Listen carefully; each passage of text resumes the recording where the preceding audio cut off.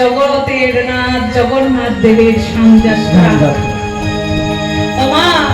শাস্ত্র বলছে যে ব্যক্তি এই জগন্নাথ দেবের সানযাত্রা একবার দর্শন করে তার আর এই জন্ম মৃত্যুর চক্কর পারাপার করতে হয় না, তাকে আর এই মাতৃ জঠরে আসতে হয় না, সে পরম মুক্তি লাভ করে। তাই যদি পাশাপাশি আপনাদের কোনো মন্দির থেকে থাকে অবশ্য জগন্নাথ দেবের সানযাত্রায় অংশগ্রহণ করবেন। আর যদি না যেতে পারো তাহলে বাড়িতেই যদি জগন্নাথের কোনো স্বরূপ থাকে বাড়িতেই তোমরা কি দেবে, দুধ, ঘি, মধু, দই আর মিছরির জল, পঞ্চামৃত হয়ে গেল, দিয়ে মানুষের স্নান করাবে। আরে ভগবানকে স্নান প্রত্যেকদিন ছেলে মেয়েকে স্নান করাও, বদলে কি পাও গো? দিন শেষে সেই লাঞ্ছনা, আমার জন্য ওটা করতে পারলে না, হ্যাঁ এটা কি খাবার বানিয়েছো, এটা কোনো স্বাদ হয়েছে? যতই ছেলে মেয়েকে আদর করো ভালোবাসো, দিন শেষে বৃদ্ধাশ্রমে নালে সিঁড়ির তলাতেই জায়গা হবে। আবার বয়স্ক মায়েদেরকে জিজ্ঞেস করো, একসময় সংসারে যে আদর ভালোবাসা ছিল এখন আছে? আছে? একদিন আমাদের ওই দিন আসবে তোমার।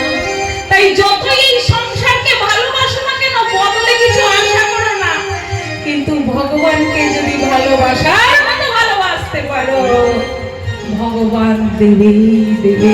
কারণ 29শে জুন প্রত্যেক বছর জ্যৈষ্ঠ মাসের শুক্লা তিথিতে এই সানযাত্রা মহোৎসব হয়। এর কোনো তিথি পরিবর্তন হয় না, কিন্তু এবছর হয়েছে। কোন কোন বছর হবে? যেই বছর পুরুষোত্তম মাস আসবে সেই বছর ডেটটা একটু পিছিয়ে যাবে। যেমন এবছর পুরুষোত্তম মাস পড়ে গিয়েছিল জ্যৈষ্ঠ মাসে, আমরা জানি কোনো শুভ অনুষ্ঠান হবে না, তাই এক মাস পিছিয়ে গিয়েছে। আগামী 29শে জুন আষাঢ় পূর্ণিমাতেই এবার জগন্নাথ দেবের সানযাত্রা হবে। এই সানযাত্রা উৎসব প্রথম কে পালন করেছিল? ব্রহ্মার সৃষ্ট স্বয়ংভূ মনু, তিনি যজ্ঞ করেছিলেন। সেই যজ্ঞ থেকে আমার জগন্নাথ প্রভু সৃষ্টি হয়েছিল ওই পূর্ণিমা তিথিতে। তাই সৃষ্টি হয়ে তিনি আদেশ করছেন, ওগো স্বয়ংভূ মনু, আমার এই শত ঘট দিয়ে নবশীতল জল দিয়ে সুগন্ধি পুষ্প দিয়ে আমাকে স্নান। পরবর্তীতে সেই পরম্পরায় 25তম পরম্পরায় আসেন ইন্দ্রদুম্ন রাজা। সেই ইন্দ্রদুম্ন রাজা প্রথম ভগবানের সানযাত্রা উৎসব করেছিলেন পুরীধামে। সুন্দর উঁচু বেদি করা হয়েছিল। সেই বেদির ওপর প্রথমে সুদর্শন, তারপর আমার বলদেব, তারপর সুভদ্রা, তারপর জগন্নাথ, সকলকে আমার ভক্তরা নিয়ে ওই বেদির উপর স্থাপন করেছিল। স্কন্দ পুরাণে বলছে সানযাত্রার অনুষ্ঠানে যদি কোনো ভক্ত অংশগ্রহণ করতে পারে তাহলে আগেই বলেছি মাতৃ জঠরে আর আসতে হবে না, জন্ম মৃত্যুর চক্কর পারাপার করতে হবে না। কত কলসি দিয়ে স্নান করানো হয়? 108 কলসি দিয়ে স্নান করানো হয়। আচ্ছা, জগন্নাথ, বলদেব, সুভদ্রা কাদের কাঁধে চড়ে আসে? আপনারা বলেন পান্ডা। শাস্ত্রের ভাষায় বৈতালের কাঁধে চড়ে ওই স্নান বেদিতে যান। এবার কত কত ঘট কার কার মাথায় ঢালতে হবে? জগন্নাথের মাথায় 35 ঘট, বলদেবের মাথায় 33, সুভদ্রার মাথায় 22, সুদর্শনের মাথায় 18, এই নিয়ে হয়ে গেল 108। এবার স্নানের পর দেখবেন যারা যারা পুরীর সানযাত্রা ফোনে দেখেন, টিভিতে দেখেন, দেখবেন গজবেশ ধারণ করেন। তো গজবেশে কিরকম ধারণা করা হয়? জগন্নাথ দেবকে কালো রঙের, বলদেবকে শ্বেত বর্ণের, আর সুভদ্রাকে কুমারী পদ্মভূষণে সাজানো হয়। এই সানযাত্রায় সবাই অংশগ্রহণ করবে। পারলে ওই দিনটা, পারলে নয়, চেষ্টা করবে নিরামিষ আহার করবে, পরচর্চা পরনিন্দা বর্জন করবে। এবং ওই দিন ভগবানের সব থেকে প্রিয় ভোগ হলো কাঁঠাল।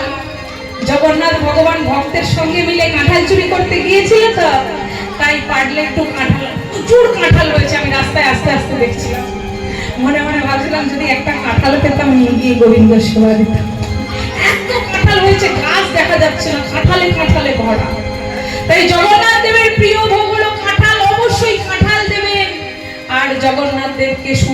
সুন্দর পুষ্প অর্পণ করবেন, তুলসীর মালা পরাতে পারেন। এখন কথা হচ্ছে অনেকেই ভুল করেন, তুলসীর মালা ছুঁচ দিয়ে গেঁথে ফেলেন, না, মহাপাপ লেগে যাবে। সুতো বেঁধে বেঁধে তুলসীর মালা গাঁথতে হয়, গেঁথে দিতে পারেন 108 তুলসীর মালা। আর জগন্নাথ অষ্টকম গাইবেন, জগন্নাথের গুণগাথা গাইবেন। ওই দিন ইস্কন যদি তোমাদের আশেপাশে আছে, কোথাও ইস্কন মন্দির আছে, যদি থেকে থাকে যাবেন, সেখানে এত সুন্দর নৃত্য হয়, এত সুন্দর গান হয়। যদি ভগবানের নামে নৃত্য করো, এই ভূমণ্ডল পবিত্র হয়ে যেতে পারে। তাহলে জগন্নাথ দেবের সানযাত্রায় সবাই অংশগ্রহণ করবেন। জগন্নাথ দেবের সানযাত্রার 15 দিন পরেই আসে কি গো? হ্যাঁ, রথযাত্রা। জগতের নাথ তিনি কিনা, যারা যারা মন্দিরে যেতে পারে না সময় বের করে, সেই জগতের নাথ আমার জগতে বেরিয়ে পড়েন ভক্তদেরকে দর্শন দেওয়ার জন্য।